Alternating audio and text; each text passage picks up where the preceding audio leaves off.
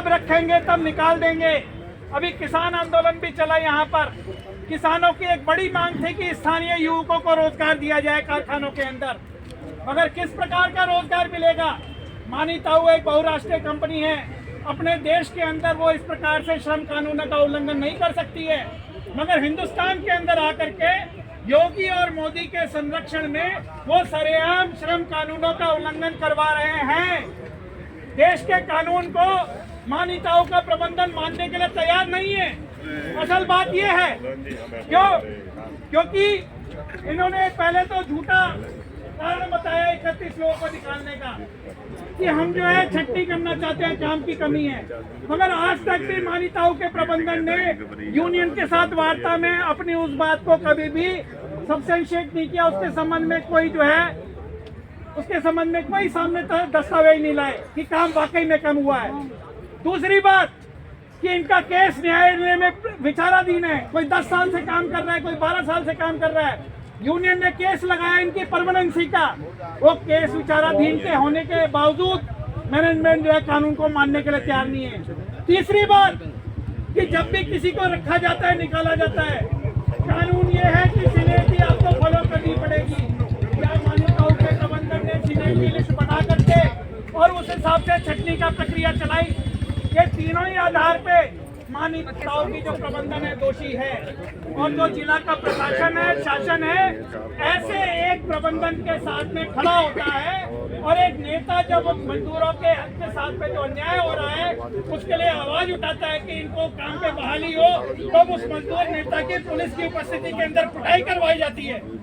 क्या मैसेज देना चाहता है शासन यहाँ पर? क्या मैसेज देना चाहता है? और मैं आप सबके सामने बोलना चाहता साथियों, ये लंबी लड़ाई है, क्योंकि ठेकाकरण के नाम पर, निजीकरण के नाम पर आज कारखानों के अंदर अनुपात क्या है? 20-30% स्थायी कर्मचारियों को रखेंगे और 70-70 जो है कॉन्ट्रैक्ट पे और कैजुअल कर्मचारियों को रखा जाता है, और उनसे आधे से भी कम दाम पे शोषण करके उनसे काम लिया जा रहा है इन कारखानों के अंदर। CITU ऐसे मजदूरों की झंडा बरदारी कर रही है CITU, इसलिए शासन प्रशासन की जो है ना नींद उड़ी हुई है। और शासन इसके अंदर साफ दिखाई दिया कि शासन किसके साथ में खड़ा है। तो हमें पता है कि हम किस चीज के लिए लड़ रहे हैं। ऐसे हमारे ऊपर कई बार, अनेकों बार हमले हुए हमारे नेताओं के ऊपर, केस भी दर्ज हुए। अभी यहाँ पर IPS अधिकारी हैं, खड़े होकर के बोल रहे थे हम जांच करेंगे, विवेचना करेंगे। जो चीज पूरी देश में, दुनिया में वायरल हो जाती है, उसके बाद भी कहते हैं कि हम इसकी विवेचना करेंगे, जांचेंगे हम उसको। अगर कहीं यही घटना प्रबंधन के साथ हुई होती, जैसे ग्रेजियानो में हुई, ग्रेटर नोएडा में हुई, तो क्या इतना समय लगाती मैनेजमेंट? ये पुलिस प्रशासन नहीं लगाता, तुरंत गिरफ्तार कर लेते मजदूरों को। और जो अभी 2013 का जिक्र हुआ, कोई ऐसी धारा नहीं थी जो छोड़ दी हो मजदूरों के ऊपर। तो ये इनकी जो पक्षधरता है साफ तौर पर दिखाई दी है परसों हमारे को। और हम ये बोलना चाहते हैं इस प्रदर्शन के माध्यम से कि हम हिंदुस्तान के अंदर रोजगार की क्या स्थिति बनेगी। स्थायी नौकरी, स्थायी काम के लिए स्थायी नौकरी की हमारी मांग है, उसमें स्थानीय युवक भी शामिल हैं। हमारे बच्चे, हमारे आने वाली पीढ़ी किस प्रकार के रोजगार उनको मिलेंगे, उसके लिए CITU लड़ रही है, उसके लिए आवाज उठा रही है। इसलिए हम लेबर कोड का विरोध कर रहे हैं। हम नाम से विरोध नहीं करते हैं, उसकी नीति का विरोध करते हैं। सरकार की अगर गलत नीति है उसका विरोध हमने किया है। और गंगेश्वर दत्त के अलावा भी यहाँ पर सैकड़ों मजदूर है, सैकड़ों नेता है। हम मजदूरों के अधिकारों के लिए अपनी जान को कुर्बान करने के तैयार हैं।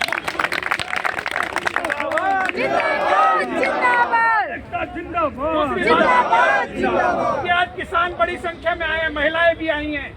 मेरा अपने CITU दिल्ली NCR की कमेटी की ओर से मैं उन सभी का हार्दिक धन्यवाद करता हूं, इसलिए कि यही रास्ता है, यही रास्ता है देश के भविष्य को बचाने का। एक रास्ता वो है जो मोदी और योगी दिखाना चाह रहे हैं। हमारे देश के नौजवानों को, मजदूरों को, किसानों में अधिकार में धकेलना चाह रहे हैं लेबर कोड और किसान कानून के माध्यम से।